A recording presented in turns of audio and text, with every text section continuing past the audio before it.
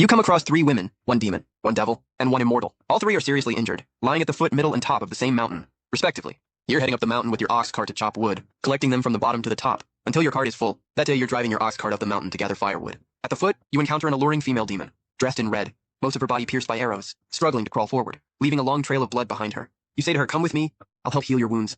She looks at you with seductive eyes, flirtatiously asking, "Have you fallen for me? But let me be clear up front. I don't date men who are uglier than me." You nod, while hoisting her onto the cart saying, "Got it. Nobody wants to date you anyway." Hearing this, the demon jumps up furiously, but falls back, wincing from waist pain. She can only glare at you, shouting in disbelief, "You're rejecting me? Men who desire me stretch from the underworld to the heavens." You squint at her, annoyed by her bragging, grabbing a steamed bun from your bag and stuffing it in her mouth. "You talk too much. One more word and I'll throw you back down." She freezes for a few seconds, her eyes showing shock, bewilderment, and humiliation, with a hint of hurt at being treated this way. Then she bites into the bun, mumbling indistinctly, "Rude man who doesn't know how to treat a lady. But this bun is surprisingly tasty." Halfway up the mountain you encounter another figure, a devil. One of the horns on his head is broken, only a small piece remaining. Dressed in black, his wounds not visible, lying on the ground looking utterly hopeless. You squat down and pat his face, asking, "Want me to save you? If you can move, just get on the cart yourself." He turns to look at you, scoffing, "Mere mortal. How presumptuous." You sigh, "You've said all that, but can you answer my question?" The devil was about to say something, when he suddenly looks behind you, narrowing his eyes dangerously. "You're with him, aren't you?" You glance back, seeming to understand something. You ask him, "You two have a grudge, right? Fine, let's all go together." With that, you hoist the devil onto the cart. But the demon protests. "What's wrong with you, man? I just fought with him, and now you're throwing us together?" The devil quickly follows up. "Who wants to be with you anyway? If I could move right now." You'd have shut up already. Was I talking to you? Dead devil with your ugly broken horn. You're asking for death, Fox. You scratch your ear, taking out 2 more buns from your bag, stuffing 1 in each of their mouths. Then say, "Shut up. If you want to fight, wait until you're healed." The devil humiliatedly takes out the bun, wanting to throw it away, but sees the demon happily munching on hers. He hesitates, takes a bite, then another. Finally some peace and quiet. Eventually you reach the top of the mountain, your old ox panting with exhaustion. When you encounter an immortal, she lies on the ground, looking disheveled, but gazing at you without emotion. She glances at the 2 in your cart behind you, and falls silent. You also sink into thought, then ask, "Don't tell me. The 3 of you were fighting each other?" But she simply asks, "Who are you, sir?" You answer, "A stranger, a good person." She struggles to raise her hand, pointing to your cart, saying, "Good person? Why save evil creatures like demons and devils?" You push her hand down, admonishing, "Don't point at people. It's rude. Besides, good and evil come from within.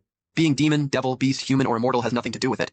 Seeing she wants to argue further, you stuff a bun in her mouth too, lifting her by the waist onto the cart. The demon protests indignantly, "Hey man, why does she get carried like a princess, while I got tossed around? Do you like this goody two-shoes? Are you blind? Aren't I prettier than her?" You take out the last bun from your bag, immediately stuffing it in her mouth, explaining, because she already has a bun in her mouth. "I was afraid she'd choke." The demon snorts, easily accepting your explanation, and focuses on eating her bun again. But for some reason, you suspect she's just trying to get more buns from you. Looking at this cartload of extraordinary women, you sigh, patting your panting old ox, saying, "Thanks for your hard work. Let's go home." Your house is in a valley, quite remote, but spacious enough. Your family used to be large, with many children. Your parents built a large heated Kong bed. At night it was filled with laughter and joy, warm and lively. You had planned to expand the house as everyone grew, gradually adding more rooms, 1 for each person. But you only finished your eldest sister's room, not even completing the Kang, before they were all gone. Now you're the only one living here. But looking at the 3 women lying on the Kang, you feel it's suddenly become too small. You ask them to introduce themselves. To make it easier to address them, the demon speaks first. "I'm Qingmei. I'm 2 here and 12 years old.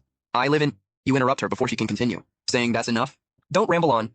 Next, the devil says his name is Tu Yun. The immortal states, "I am the immortal Ziyuan. You may call me Mu Xuanxiu." You nod, and introduce yourself, "I'm Lin Bei." Then you grab scissors, cutting away their clothes on the Kang to treat them, cleaning them up. Then applying medicine, setting bones, and bandaging wounds. Next, you bring a large quilt, covering all 3 from head to toe, tucking them in up to their shoulders, telling them to sleep like this, as you need to cook. But after taking just a few steps, you turn back and say, "As they say, 100 years of karma to share a boat, 1,000 years to share a pillow. Today you've shared my cart and now share a quilt. This is fate cultivated over centuries. Don't fight or hurt each other while I'm gone. Understood?" Hearing this, Tu Yun scoffs.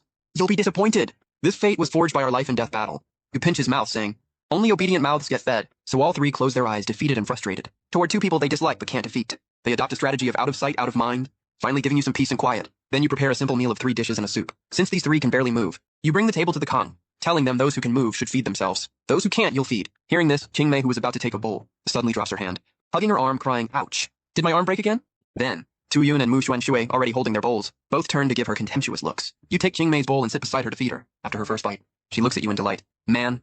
You interrupt her immediately, emphasizing, "I'm called Lin Bei." "Fine, Lin Bei. Your cooking is amazing." You curl your lips slightly, continuing to bring food to her mouth. "If you like it, eat more. Tell me what you want and I'll add it." At first the 3 eat peacefully, but as the dish is empty, the 3 seem to compete with each other, eating faster and faster like a whirlwind. First, Tu Yun and Mu Xuanxue simultaneously reach for the last piece of braised pork to compete for this piece of meat. They drop their chopsticks and duel with magic in midair. Now, even Qingmei, with you feeding her, grows increasingly excited. "I want the stir-fried mushrooms." There's only a few pieces left. "Quick, put them in my bowl." But the other 2 seem to oppose her on purpose, both raising their chopsticks, quickly snatching all the mushrooms. You're going too far. Qingmei angrily grabs your bowl and chopsticks, frantically attacking the last dish. While eating, she says, "Are you two pigs? So greedy. Who are you bullying? I've barely had anything, and it's all gone." You watch Qingmei's nimble arms and wrists, speechless. What happened to her broken arm? Later. The three share the Kang bed for 3 days. During these days, you also sleep there. But against the wall, the three of them under one quilt. You under your own, with another quilt between you. On the first night, when you said you needed to sleep too, asking them to make room, not to snore, and mind their sleeping posture, the three women stared at you in shock, jaws practically hitting the Kangs. Qingmei was first to protest. "That won't do! What if you have designs on me in the middle of the night? My virtue would be compromised." Tuyun quickly followed. "Warning, watch out for that fox spirit. You sleep here, we three can sleep on the floor." Mu Shuangshu nodded. "Yes, Master Lin Bei, we three can sleep on the floor, lest your virtue be ruined by that demon. But you point out, we're 4 different species. Let's not get hung up on gender. I have no plans to pursue romance or anything in this lifetime. Life is more important. It's cold in the mountains. You're all severely wounded. You shouldn't get cold or exert yourselves. I've carried you all this way. If you're uncomfortable, I can sleep on the floor." As you start to move your bedding, leaving the warm Kang, all three press down on your bedding, faces red, speechless. You think these 3 women look decisive and gallant, but are actually fussy and coy, less straightforward than 80-year-old Granny Wang from the village. So you sigh, "All right, let me be honest with you. Whether you're demon, devil, immortal, or ghost, I'll treat you all like brothers. I've carried the 3 of you around all day. I'm pretty tired. Can we just rest now? I need to chop wood on the mountain tomorrow." The 3 nod, all red-faced as they release your bedding. Qingmei raises her hand. "Lin Bei, I'll sleep next to you. These 2 don't look like good people. They seem proper and righteous, but they're full of schemes. I don't snore, and I sleep quietly. Smell me, I'm fragrant too." Hearing this, Tuyun smirks. "Weren't you afraid he'd have designs on you at night?" Mu Shuangshu similarly laughs. "Weren't you worried about your virtue?" You lean in and sniff her, saying, "You do smell nice, even better than Miss Shu from town." Qingmei stares at you wide-eyed, backing away from your collar, blushing to her neck, twisting the rough cloth of her clothes, saying, "Don't you dare fall in love with me. Let me be clear up front. I don't date men who are uglier than me, but if you absolutely insist, I might compromise a tiny bit." You pat her head, saying earnestly, "Go to sleep early. Maybe you'll grow some brains." With 3 delicate women in your home, especially combining demon, devil, and immortal varieties, life becomes particularly chaotic. Meals are battles. Conversations are barbed. Sleep is uncomfortable. Mistakes are blamed on others. You feel like you're raising 3 unruly daughters. Endless disputes. Constant fights to break up. Finally, when they're able to get up, you ask when they plan to leave. Qingmei plops down on the floor, hugging her legs and rolling around. "Lin Bei, my leg hurts. Carry me back to the Kang." Tuyun and Mu Xuanshui glare at her for being shameless. You walk over and raise your foot. "Keep pretending and I'll break your leg for real." But Qingmei is shameless, hugging your leg and refusing to let go. "You heartless man. Sleep with me then pretend not to know me. Just days ago you said I smelled nice. Now you're tired of me and want to kick me away. You're cruel. You're heartless." Hearing this, you quickly squat and pinch your mouth, giving her an exasperated look. "Shut up. When you open your mouth, it's like 100 ducks quacking in my ears. Are you actually a duck spirit?" With that, you hoist her onto the Kang and leave. Tuyun leans against the wall, looking desolate. Self-mockingly says, "My most trusted sister, joined with my fiancé, usurped my throne. I'm now homeless. If I return, I'll be hunted down. Might as well die here." Hearing this, you, Qingmei, and Mu Xuanshui all remark, "Sister, that's rough. After all, she was not only stabbed by her sister, but also cheated on by her fiancé. No wonder when you found her on the mountain, she looked so utterly hopeless. Anyone in that situation would find it hard to cope." You're speechless for a while, then pat her shoulder. "There are many men in this world. Death is the easiest option. You're a female devil. Always talking about death is unlucky. Old Granny Wang in our village has a much harder life than you. She's made it to 80 and still struggles on. Of course, if you really want to waste my medicine and money, then go far away to die. Don't splatter blood in my house.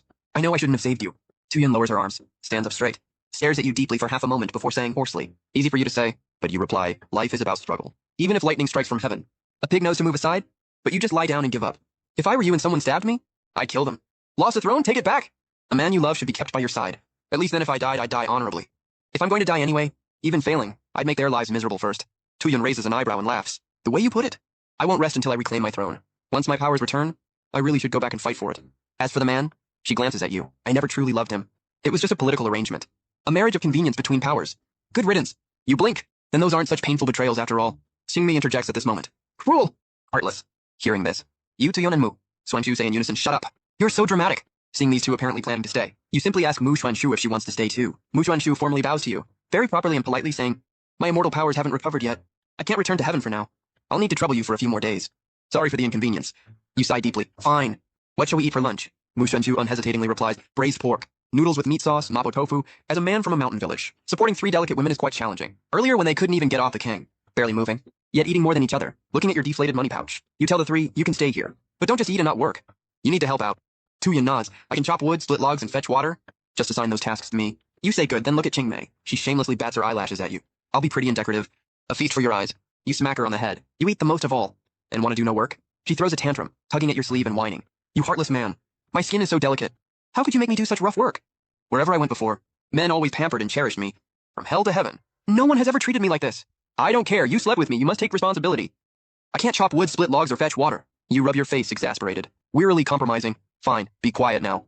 You can come with me to town to sell wine. Hearing this, Qingmei immediately acts obedient, quietly pressing her lips together, very well behaved. Finally, some peace and quiet. Then you look at Mu Xuanshui, directly asking, what do you want to do? She looks confused for a moment, adorably tilting her head. Eat your cooking. You're speechless. Then ask, what can you do? Her eyes brighten, as if finally finding a question she can answer. I can't do anything. And she looked completely sincere. You feel somewhat desperate. Is that reasonable? Aren't you an immortal with vast powers? Even without your powers now, surely you lived a mortal life before ascending. Mu Xuanshui says shyly, I was born immortal. From immortal parents. I never had to ascend. Hearing this, you're completely stunned. Well then, so you're from a wealthy background. Truly unfamiliar with mortal affairs. No wonder when you first ate my cooking. You look so inexperienced. But Mu Xuanshu quickly adds, but I can learn. You wave your hand dismissively. In the time it takes to teach you, I could do it 3 times over. Just do whatever you can.